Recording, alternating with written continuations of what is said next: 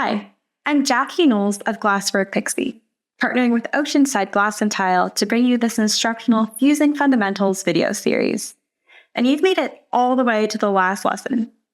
In this one, we'll use the skills we learned in lessons 1 through 8 to create this simple project that I call the fishbowl. This is a design I created specifically for this series because it involves 3 different types of fuses, it incorporates various accessory glasses, and it will turn out beautifully regardless of your skill level. If you're watching this on my website, glassworkpixie.com, or at oceansidecompatible.com, you'll find a downloadable file there that walks through every step of this project and includes a printable pattern so you can easily follow along. But remember, glass fusing is all about expressing your creativity, so feel free to tweak the pattern and really make it your own. You can substitute different glass colors, change the size or number of the fish, and even change the shape of the bowl to fit a different mold. It's all up to you. All right, let's start creating.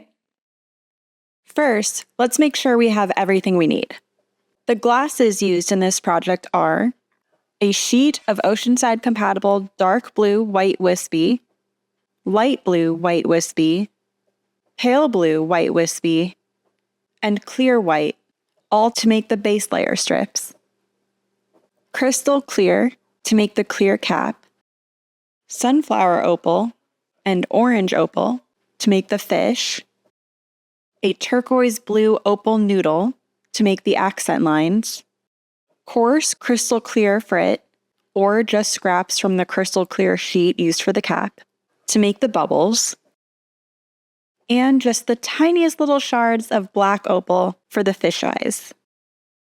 If you want to swap out any of these glasses for other colors or types, go for it.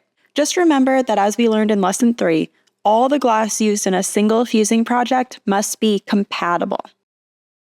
The tools and supplies we'll need to create this project are a printout of the pattern and a printout of the separate pattern pieces, a kiln shelf, kiln wash or several pieces of shelf paper, a bowl slumping mold at least 5.5 inches in diameter, scissors, a marker, a ruler, a glass cutter, running pliers, grozing pliers, a glass grinder or an abrading stone, several clean cloths, a cleaning agent like isopropyl alcohol or soap and water, and a scraper or scrubbing pad.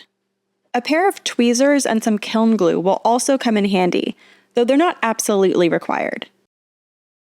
The safety gear we'll need to use as we work on this project are goggles to wear while cutting glass, and gloves along with the NIOSH-approved respirator with particulate filters to wear while applying powdered kiln wash and while removing fired kiln wash or fired shelf paper.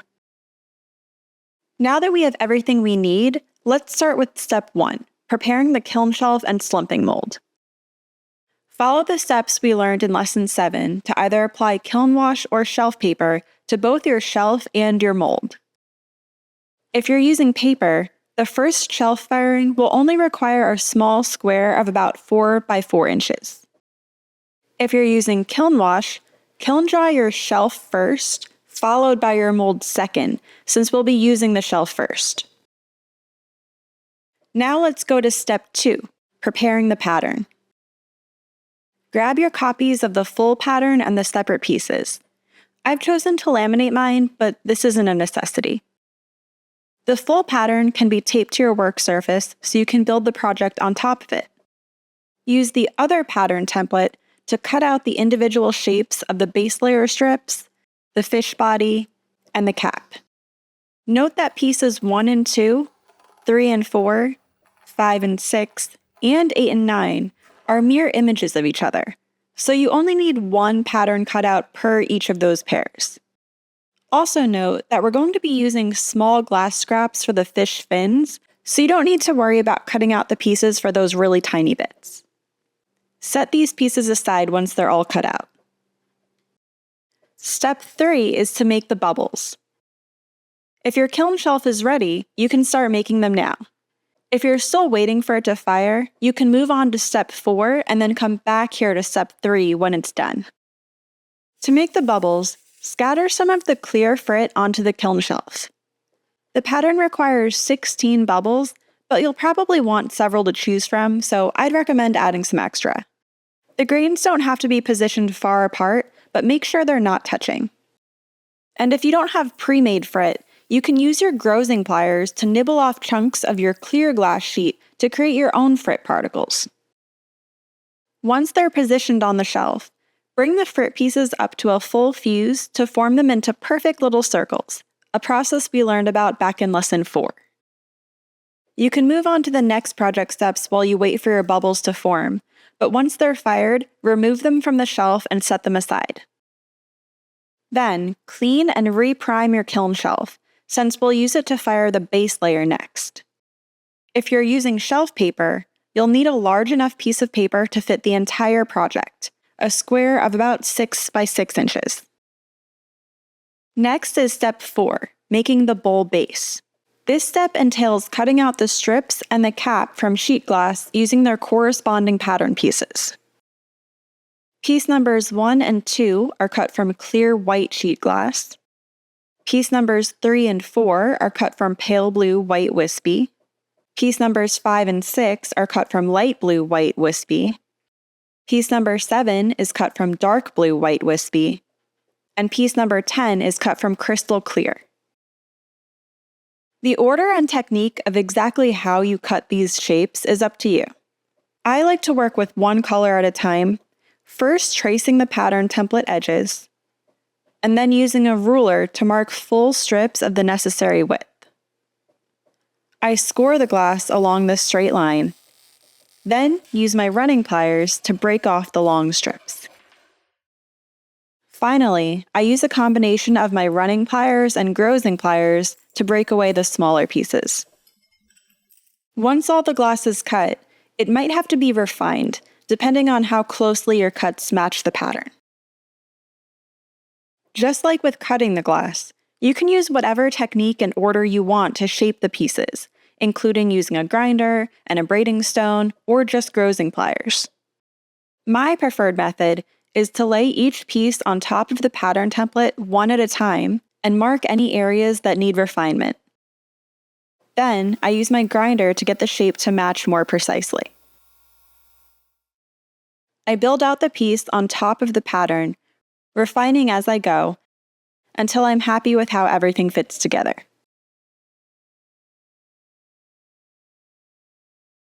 When you're happy with how all your pieces fit together too, it's time to clean them. Using your preferred cleaner and the method we went over in Lesson 6, give all the glass a thorough wipe down to make sure there's no devitt-triggering debris left on it. Next, position the clean glass strips on the center of the kiln shelf, following the order of the pieces as denoted by the pattern. Place piece 10, the transparent cap, on top.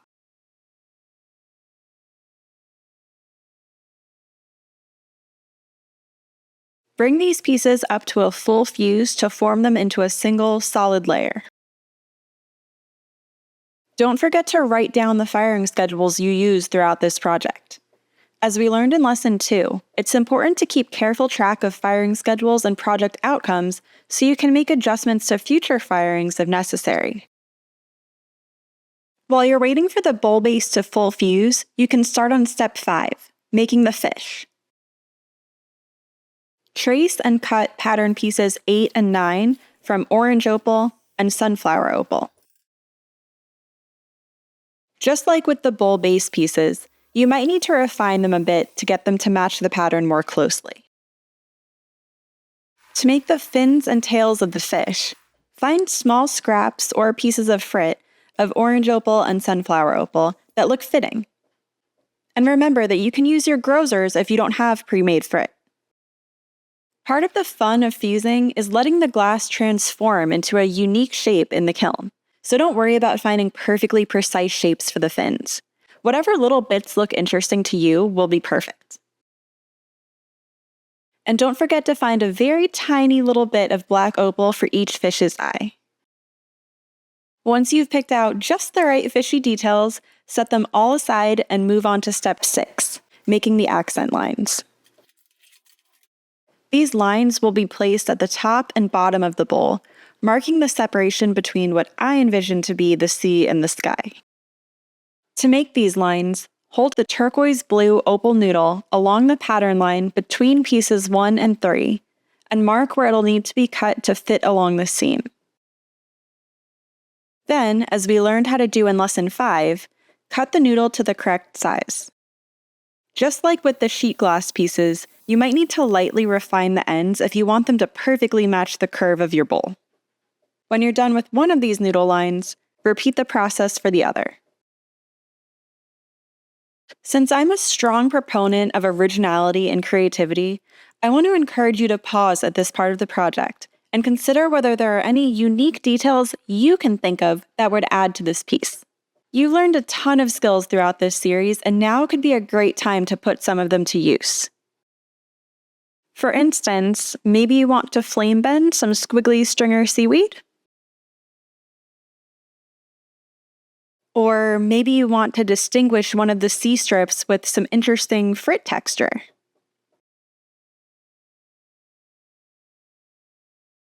Or maybe you just want to change up the accent line color. There are countless ways to make this project truly your own, so just give it some thought. After the accent lines, the fish, the bubbles, and any other details you may have added have all been created, remove the fully fused base layer from the kiln and clean it along with all these other pieces. Before moving on to the next step, take a look at your fired base layer and decide which of its sides you want to face upward, because you can use either one. Don't worry if the bottom surface has a little texture from the kiln shelf or paper. It'll smooth out during the next firing. I like my capped side a little more, so I'm going with that one. When all the pieces are clean, prep your shelf with kiln wash or paper once more, and then arrange the pieces on top of it for the next firing. One trick I use when positioning pieces like this is to measure and mark the exact center of my base layer with a very tiny marker dot. This makes it easier to place details symmetrically around that point. This is also where your tweezers and glue, if you have them, will come in handy. I'm actually going to rebuild this piece directly in my kiln because I prefer not to use glue when I don't have to, but if you want to use small dots of it to hold things together, you certainly can. Look at the pattern as a reference while you build out the details, but their positioning doesn't have to be a perfect match. Once the details are set, fire the entire piece to either a tack or contour fuse, depending on the aesthetic you'd like for the final piece. I want my details to stay fairly sharp, so I'm using this light contour firing schedule. If you want yours more rounded out, increase either the process soak temperature or the process soak hold time.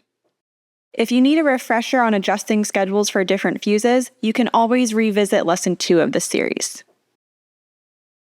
Once the kiln has done its magic, remove your project, which I'm sure is looking awesome, by the way, return it to your work surface, and clean it once more to remove any lingering primer or paper residue.